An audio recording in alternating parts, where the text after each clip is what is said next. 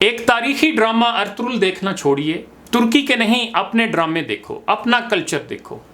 ARY پر جان دیکھو جس میں بہن اپنے بہنوئی پر فدا ہوتی نظر آتی ہے، عشقیہ دیکھو جس میں بہنوئی سالی پر فدا ہے، جیو کا دیوانگی دیکھو جس میں باس اپنے ملازم کی بیوی پر فدا ہے، تاکہ آپ کا نالج اپ ڈیٹ ہو۔ ہم ٹی وی کا پیار کے صدقے دیکھو جس میں سسر اپنی بہو پر فدا ہے، تاکہ آپ کو پتہ چلے دنیا میں کیا ہو رہا ہے۔ جس طرف کبھی خیال بھی نہیں گیا ہوگا تو آپ کے خیال کو ذرا بلند پروازی ملے۔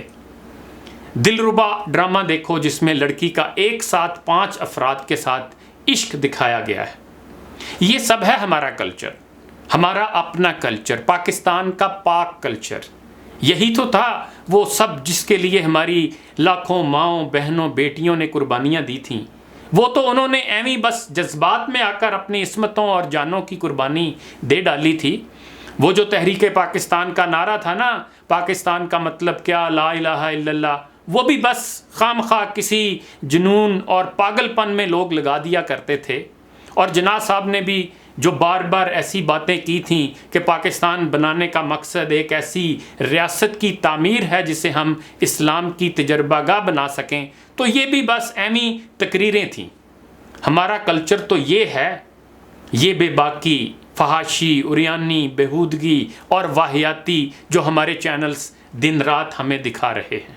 اور جہاں تک بات ارطغرل کی ہے تو وہ بھی ترکی کے ان اسلام پسندوں کی کارستانی ہے جو ہمیں جہاد یعنی لڑائی جھگڑے اور پتھر کے زمانے میں دھکیلنا چاہتے ہیں۔ اس لیے ارطغرل سے بچ کے رہنا۔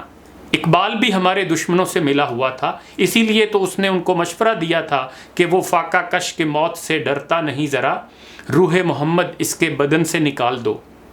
انہی گزارشات کے ساتھ اجازت چاہوں گا، اور ہاں اگر میری باتوں سے بھی بغاوت کی یا خام خواہ کی بیداری کی غیرت کی بو آئے تو آئندہ سے میری ویڈیوز بھی دیکھنے سے اجتناب کیجئے گا۔ سوئے رہیں، مست رہیں، چل کریں، کوئی ضرورت نہیں جاگنے کی، سب کچھ تو اللہ کی مرضی سے ہو رہا ہے۔